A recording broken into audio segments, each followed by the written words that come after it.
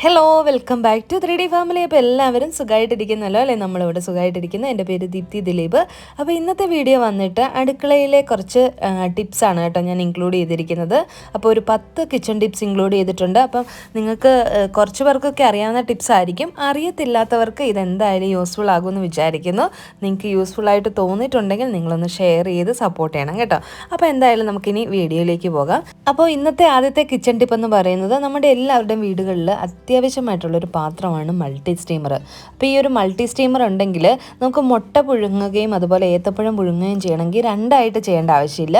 നമ്മൾ താഴത്തെ വെള്ളത്തിൽ തന്നെ മുട്ടയിടുകയും മുകളിൽ നമുക്ക് സ്റ്റീമറിൽ ഏത്തപ്പഴവും കൂടി ഇങ്ങനെ മുറിച്ച് വെച്ച് കഴിഞ്ഞാൽ ഒരേ സമയത്ത് തന്നെ മുട്ടയും പുഴുങ്ങി കിട്ടും, അതുപോലെ തന്നെ നമ്മുടെ ഏത്തപ്പഴവും നന്നായിട്ട് പുഴുങ്ങിയെടുക്കാനായിട്ട് പറ്റും. അപ്പോൾ അതുകൊണ്ട് തന്നെ നമുക്ക് സമയവും ലാഭിക്കാം, ഗ്യാസും ലാഭിക്കാം, പാത്രങ്ങൾ കഴുകുന്നതിൻ്റെ എണ്ണവും കുറയ്ക്കാം. അങ്ങനെ പലവിധ ഉപയോഗങ്ങളുണ്ട് നമുക്ക് ഈ ഒരു മൾട്ടി സ്റ്റീമർ യൂസ് ചെയ്യുന്നത് കൊണ്ട് തന്നെ. അപ്പോൾ നമ്മുടെ മൾട്ടി സ്റ്റീമർ ഇല്ലാത്തവർ എന്തായാലും മൾട്ടി സ്റ്റീമർ വാങ്ങി വെച്ചോളൂ കേട്ടോ.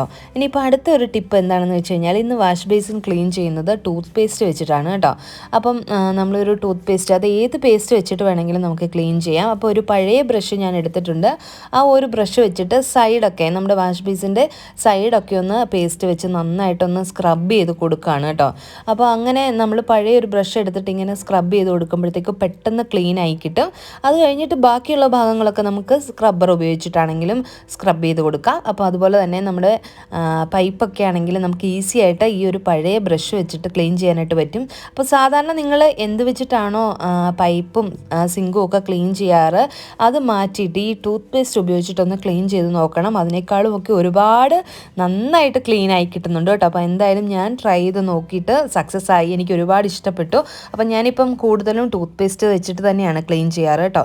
അപ്പോൾ നന്നായിട്ടൊന്ന് സ്ക്രബ് ചെയ്തതിന് ശേഷം നന്നായിട്ട് വാഷ് ചെയ്തിട്ട് ഒരു മൈക്രോ ഫൈബർ ക്ലോത്ത് വെച്ചിട്ടോ അല്ലെങ്കിൽ കിച്ചൺ പൈപ്പ് വെച്ചിട്ടോ നമ്മൾ തുടച്ചിടണം. അപ്പോൾ നമ്മുടെ സിങ്കും പൈപ്പും ഒക്കെ നല്ല വൃത്തിയായിട്ടുണ്ടാവും.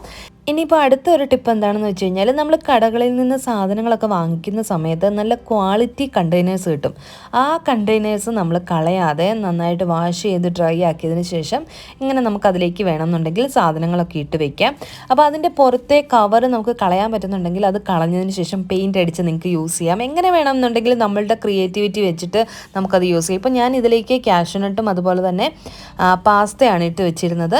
ഇനിയിപ്പോൾ നിങ്ങൾക്കിത് ഓർഗനൈസേഴ്സ് ആയിട്ട് വേണമെങ്കിലും യൂസ് ചെയ്യാം. ഇപ്പോൾ ഈ ടിന്ന് തന്നെ ആവണം എന്നില്ല കേട്ടോ, വേറെ എന്തെങ്കിലും കണ്ടെയ്നർ ആണെങ്കിലും അതിങ്ങനെ ഓർഗനൈസേഴ്സ് ആയിട്ട് നിങ്ങൾക്ക് യൂസ് ചെയ്യാം. നിങ്ങൾക്ക് ഇഷ്ടമുള്ള സാധനങ്ങൾ അതിലേക്ക് ഇട്ട് സൂക്ഷിച്ച് വെക്കാനായിട്ട് പറ്റും. അപ്പോൾ ഞാൻ ജസ്റ്റ് സ്പൂണൊക്കെ ഇട്ടെന്ന് കാണിക്കുന്നതേ ഉള്ളൂ. അപ്പോൾ നിങ്ങൾക്ക് എവിടെയാണോ അത് വെക്കേണ്ടത് ആ ഒരു സ്ഥലത്ത് വെക്കാം.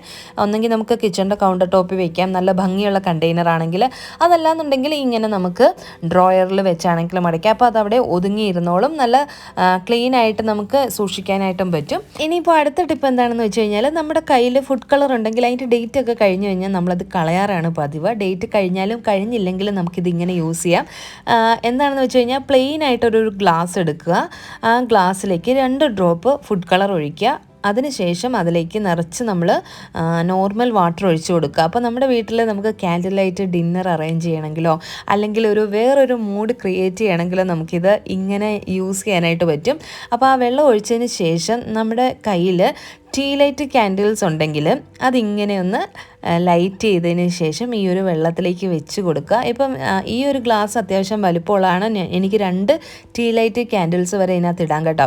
അപ്പോൾ അത് എങ്ങനെയാണെന്ന് വെച്ച് കഴിഞ്ഞാൽ നിങ്ങളുടെ ക്രിയേറ്റിവിറ്റി അനുസരിച്ച് ചെയ്യാം. ഇപ്പോൾ കണ്ടില്ലേ, നല്ല ഭംഗിയുണ്ട് ഇത് കാണാനായിട്ട് തന്നെ. ഇതിപ്പോൾ നമുക്ക് ബെഡ്റൂമിലൊക്കെ ആണെങ്കിലും രാത്രി കൊണ്ട് വെച്ച് കഴിഞ്ഞാൽ വേറൊരു വൈബാണ്. നമുക്ക് ക്യാൻഡിൽ ലൈറ്റ് ഡിന്നർ വീട്ടിൽ തന്നെ അറേഞ്ച് ചെയ്യാനായിട്ടാണെങ്കിൽ നമുക്ക് ഇങ്ങനെ യൂസ് ചെയ്യാനായിട്ട് പറ്റും. അപ്പോൾ ഇനിയിപ്പോൾ ഫുഡ് കളറൊക്കെ ബാക്കി വരുന്നതുണ്ടെങ്കിൽ നിങ്ങൾ കളയണ്ട, ഇങ്ങനെ എടുത്ത് വയ്ക്കുകയാണെങ്കിൽ നിങ്ങൾക്ക് ഗസ്റ്റൊക്കെ വരുമ്പോഴാണെങ്കിലും ഇങ്ങനെ ചെയ്യാനായിട്ട് പറ്റും കേട്ടോ. അപ്പോൾ എന്തായാലും നിങ്ങൾക്ക് ഈ ഒരു ടിപ്പ് ഇഷ്ടപ്പെട്ട് കാണുമെന്ന് വിചാരിക്കുന്നു. ഇനിയിപ്പോൾ അടുത്ത ടിപ്പ്, നമ്മൾ ഈ പ്ലാസ്റ്റിക് കണ്ടെയ്നേഴ്സ്, നമ്മൾ സാധനങ്ങളൊക്കെ വാങ്ങുന്ന പ്ലാസ്റ്റിക് കണ്ടെയ്നേഴ്സ് ഉണ്ടല്ലോ, അതൊന്നും നിങ്ങൾ കളയേണ്ട കാര്യമില്ല. കാരണം എന്താണെന്ന് വെച്ച് കഴിഞ്ഞാൽ ഞാൻ എന്താ ചെയ്യുന്നതെന്ന് വെച്ചാൽ ഇങ്ങനെ മല്ലിയില, കറിവേപ്പില, പച്ചമുളക് അങ്ങനെയുള്ള ഐറ്റംസൊക്കെ ഞാൻ നന്നായിട്ട് വാഷ് ചെയ്ത് ഡ്രൈ ആക്കിയതിന് ശേഷം ഇങ്ങനെ ഫ്രിഡ്ജിൽ വെച്ച് സൂക്ഷിക്കാനായിട്ട് ഈ ഒരു കണ്ടെയ്നറാണ് യൂസ് ചെയ്യുന്നത്. അപ്പം ഞാനിങ്ങനെ മല്ലിയിലയൊക്കെ വെക്കുമ്പോഴത്തേക്കും അതിൽ ടിഷ്യൂ പേപ്പർ അടിയിലിട്ടതിന് ശേഷമാണ് കേട്ടോ ഇങ്ങനെ വെക്കാറ്. അപ്പോൾ ഇത് ഏകദേശം ഒരാഴ്ച കഴിഞ്ഞ മല്ലിയിലയാണ്. ഇതുവരെ അതിന് ഒരു കുഴപ്പവും വന്നിട്ടില്ല. അപ്പോൾ നമുക്ക് ഒരു മാസത്തോളമൊക്കെ യൂസ് ചെയ്യാനായിട്ട് പറ്റും. നന്നായിട്ട് വാഷ് ചെയ്ത് ഡ്രൈ ആക്കി ഇങ്ങനെ വെക്കുകയാണെന്നുണ്ടെങ്കിൽ. അതുകൊണ്ട് തന്നെ ഇങ്ങനെ വരുന്ന പ്ലാസ്റ്റിക് ടിന്നുകളൊന്നും നിങ്ങൾ കളയണ്ട, സൂക്ഷിച്ച് വെക്കാനായിട്ട് ശ്രദ്ധിക്കണം കേട്ടോ. ഇതിപ്പോൾ നിങ്ങൾക്ക് നോൺ വെജ് ആണെങ്കിലും ഒക്കെ നിങ്ങൾക്ക് ഇങ്ങനെ തന്നെ ഈ ഒരു ടിന്നിൽ ഇട്ട് വെക്കാനായിട്ട് പറ്റും. ഇനിയിപ്പോൾ അടുത്തൊരു ടിപ്പ് ഞാൻ പറയാം. ഞാൻ നേരത്തെയൊക്കെ പച്ചമുളക് സൂക്ഷിക്കുന്നത് നന്നായിട്ട് വാഷ് ചെയ്ത് ഡ്രൈ ആക്കിയതിന് ശേഷം ഇങ്ങനെ ടിന്നുകളിലിട്ട് ഫ്രിഡ്ജ് വെക്കാറായിരുന്നു. ഇതിൻ്റെ ഞെടുപ്പ് കളയാറില്ലായിരുന്നു. പക്ഷേ ഇങ്ങനെ ഞെടുപ്പ് കളഞ്ഞിട്ട് ഒരു ടിഷ്യൂ പേപ്പർ ഇട്ട് അതിൻ്റെ മുകളിലേക്ക് ഈ പച്ചമുളക് ഇട്ട് വെച്ചിട്ട് ഇങ്ങനെ അടച്ച് വെക്കുമ്പോഴത്തേക്കും കുറേ അധികം നാളും കൂടെ ഇത് എനിക്ക് സ്റ്റോർ ചെയ്യാനായിട്ട് പറ്റുന്നുണ്ട് കേട്ടോ. അപ്പോൾ പച്ചമുളക് സൂക്ഷിക്കാനായിട്ട് അതിൻ്റെ ഞെടുപ്പും കൂടെ കളഞ്ഞതിന് ശേഷം നിങ്ങൾ സൂക്ഷിക്കുക. ഇനിയിപ്പോൾ അടുത്ത ടിപ്പ്, നമ്മുടെ എല്ലാവരുടെയും വീടുകളിൽ ഇങ്ങനെയുള്ള കുപ്പികൾ കാണാറുണ്ട്. നമ്മളൊന്നെങ്കിൽ ഫ്രിഡ്ജിൽ വെള്ളം ഒഴിച്ച് വെക്കും കുടിക്കാനായിട്ട്, അല്ലാന്നുണ്ടെങ്കിൽ അല്ലാതെ വെള്ളം കുടിക്കാനായിട്ടൊക്കെ ആണെങ്കിലും വെള്ളം ഒഴിച്ച് വെക്കാറുണ്ട്. അങ്ങനെ ഒരുപാട് സമയം ഇങ്ങനെ വെള്ളം ഒഴിച്ചിരിക്കുമ്പോഴത്തേക്കും ഇതിനകത്ത് ഒരുപാട് അഴുക്കുകളും വരും.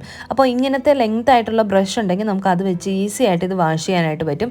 ഇനിയിപ്പോൾ ബ്രഷ് ഇല്ലാത്തവർ കുപ്പിയൊക്കെ എങ്ങനെ കഴുകുമെന്ന് വിചാരിക്കുന്നവർക്ക് വേണ്ടിയിട്ടുള്ള ഒരു ടിപ്പാണ് കേട്ടോ. ഇതിലേക്ക് കുറച്ച് കല്ലുപ്പ് ഞാൻ ഇട്ട് കൊടുത്തിട്ടുണ്ട്. എന്നിട്ട് കുറച്ച് വെള്ളം കൂടെ ഒഴിച്ചിട്ടുണ്ട്. അതിനുശേഷം നമുക്കിത് നന്നായിട്ട് ഒരു 2 മിനിറ്റ് ഷേക്ക് ചെയ്ത് കൊടുക്കണം.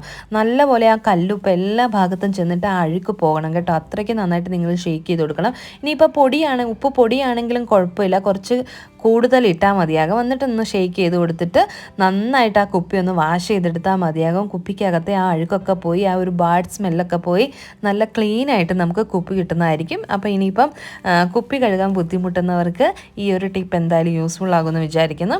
ഇനിയിപ്പോൾ അടുത്ത ഒരു ടിപ്പ്, നമ്മൾ കടയിൽ നിന്ന് മേടിക്കുന്ന ജ്യൂസൊക്കെ മേടിക്കുന്ന കുപ്പികളുണ്ടല്ലോ, ആ കുപ്പികൾ നമുക്ക് സ്പ്രേ ബോട്ടിൽസ് ആയിട്ട് യൂസ് ചെയ്യാനായിട്ട് പറ്റും. നമ്മുടെ കയ്യിൽ വീട്ടിൽ സ്പ്രേ ബോട്ടിൽസ് ഇല്ലാത്തവർക്ക് വേണ്ടിയിട്ടാണ് ഞാൻ പറയുന്നത്.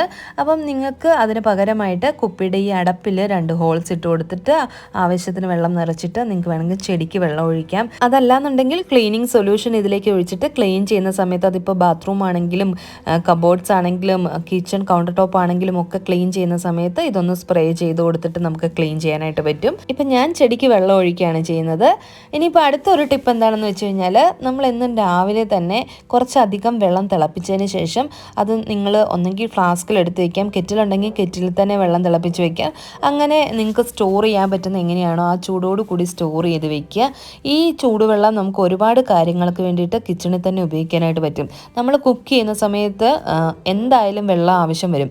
ആ ഒരു വെള്ളം നമ്മൾ നോർമൽ വെള്ളം ഒഴിക്കാതെ ചൂടുവെള്ളം ഒഴിക്കുകയാണെന്നുണ്ടെങ്കിൽ പെട്ടെന്ന് അത് കുക്കായും കിട്ടും. അതുപോലെ തന്നെ നമ്മൾ കുക്ക് ചെയ്യുന്ന ഡിഷിന് ടേസ്റ്റ് കൂടുകയും ചെയ്യും. അപ്പോൾ എപ്പോഴും ഏത് സാധനം കുക്ക് ചെയ്യുമ്പോഴാണെങ്കിലും ചൂടുവെള്ളം തന്നെ യൂസ് ചെയ്യാനായിട്ട് നിങ്ങൾ ശ്രദ്ധിക്കണം കേട്ടോ. അല്ലാതെ നമ്മൾ കുക്ക് ചെയ്ത് പകുതിയായി വരുന്ന സാധനത്തിലേക്ക് നമ്മൾ പച്ചവെള്ളം ഒഴിച്ചു കഴിഞ്ഞാൽ അതിൻ്റെ ആ ടേസ്റ്റ് മൊത്തം പോകും. അപ്പോൾ ഇങ്ങനെ രാവിലെ തന്നെ കുറച്ചധികം വെള്ളം തിളപ്പിച്ച് വെക്കുകയാണെങ്കിൽ നമ്മുടെ അന്നത്തെ കുക്കിങ്ങിൻ്റെ ടൈമിൽ നമുക്ക് ഈ ഒരു ചൂടുവെള്ളം യൂസ് ചെയ്യാം. അപ്പോൾ സമയം ലാഭിക്കാനായിട്ടും പറ്റും, നമ്മുടെ സാധനങ്ങളൊക്കെ പെട്ടെന്ന് റെഡിയായി നല്ല ടേസ്റ്റോട് കൂടി കഴിക്കാനായിട്ടും പറ്റും. ഇനിയിപ്പം അടുത്ത ഒരു ടിപ്പ് എന്താണെന്ന് വെച്ച് കഴിഞ്ഞാൽ, നമ്മളെല്ലാവരും മറന്നു പോകുന്ന ഒരു കാര്യമാണ് കടല, പയർ, വൻപയറൊക്കെ നമ്മൾ വെള്ളത്തിലിടാനായിട്ട്. അങ്ങനെ മറന്നു പോകുന്നവരാണെന്നുണ്ടെങ്കിൽ നിങ്ങൾക്കൊരു 10-20 മിനിറ്റ് കൊണ്ട് തന്നെ അതൊന്ന് കുതിർത്തെടുക്കാനായിട്ട് പറ്റും. അതിനായിട്ട് ഞാനിപ്പോൾ കുറച്ച് കടല എടുത്തിട്ട് നന്നായിട്ടൊന്ന് വാഷ് ചെയ്ത് വെച്ചേക്കാണ് കേട്ടോ. അപ്പം ഞാൻ മുമ്പേ പറഞ്ഞില്ലേ ചൂടുവെള്ളം തിളപ്പിച്ച് വെച്ചിട്ടുണ്ടെങ്കിൽ അതിങ്ങനെ യൂസ്ഫുൾ ആകുമെന്ന്. അപ്പം ഞാൻ ആ ചൂടുവെള്ളം അതിലേക്ക് ഒഴിച്ചു കൊടുത്തിട്ട് ചൂട് നിൽക്കുന്ന പാത്രത്തിൽ വേണം നമ്മൾ വെക്കാനായിട്ട് കേട്ടോ. എന്നിട്ടൊന്ന് അടച്ച് ഒരു 10-20 മിനിറ്റ് വെക്കുക. ഒരു 20-25 മിനിറ്റ് ഒക്കെ ആകുമ്പോഴത്തേക്കും നമ്മുടെ കടലയൊക്കെ നന്നായിട്ട് കുതിർന്ന് വന്നിട്ടുണ്ട്. ഇനിയിപ്പോൾ നമുക്കിത് കുക്ക് ചെയ്യാം. ഒരു അരമണിക്കൂറൊക്കെ ഉണ്ടെങ്കിൽ നിങ്ങൾക്ക് അരമണിക്കൂർ വരെ വെക്കാം. ഇല്ലാന്നുണ്ടെങ്കിൽ ഒരു 20 മിനിറ്റൊക്കെ വെച്ചാൽ മതി. ഇത്രയും നമുക്ക് കുതിർന്ന് കിട്ടും കേട്ടോ. ഇതേ രീതിയിൽ തന്നെ നിങ്ങൾക്ക് ചെറുപയറും വൻപയറും ഒക്കെ കുതിർത്തെടുക്കാനായിട്ട് പറ്റും. അതുപോലെ ചൂട് നിൽക്കുന്ന പാത്രം ഇല്ലാന്നുണ്ടെങ്കിൽ കാസറോളിനകത്താണെങ്കിൽ ചൂടുവെള്ളം ഒഴിച്ച് ഇങ്ങനെ കുതിർക്കാനായിട്ട് വെച്ചാൽ മതി കേട്ടോ. അപ്പോൾ ഇതൊക്കെയായിരുന്നു നമ്മുടെ ഇന്നത്തെ കിച്ചൺ ടിപ്സ്. ഇന്നത്തെ കിച്ചൺ ടിപ്സ് നിങ്ങൾക്ക് എല്ലാവർക്കും യൂസ്ഫുള്ളായി കാണുമെന്ന് വിചാരിക്കുന്നു. യൂസ്ഫുള്ളായി എന്ന് തോന്നുകയാണെങ്കിൽ നിങ്ങളുടെ ഫാമിലിക്കും ഫ്രണ്ട്സിനും ഒക്കെ ഒന്ന് ഷെയർ ചെയ്ത് കൊടുക്കുക. അപ്പോൾ ഇതിന് മുന്നേ നമ്മൾ ഒരുപാട് കിച്ചൺ ടിപ്സ് വീഡിയോസൊക്കെ അപ്ലോഡ് ചെയ്തിട്ടുണ്ട്. അതിൻ്റെയൊക്കെ ലിങ്ക് ഞാൻ ഡിസ്ക്രിപ്ഷനിൽ കൊടുത്തേക്കാം. അതുപോലെ തന്നെ വീഡിയോ ഇഷ്ടപ്പെട്ടാൽ ലൈക്ക് ചെയ്യുക, ഷെയർ ചെയ്യുക, കമൻറ്റ് ചെയ്യുക. സബ്സ്ക്രൈബ് ചെയ്യാതെ കാണുന്നവർ സബ്സ്ക്രൈബ് ചെയ്ത് സപ്പോർട്ട് ചെയ്യുക. പുതിയൊരു നല്ല വീഡിയോയുമായിട്ട് വരുന്നവരേക്കും എല്ലാവർക്കും നന്ദി, നമസ്കാരം. താങ്ക്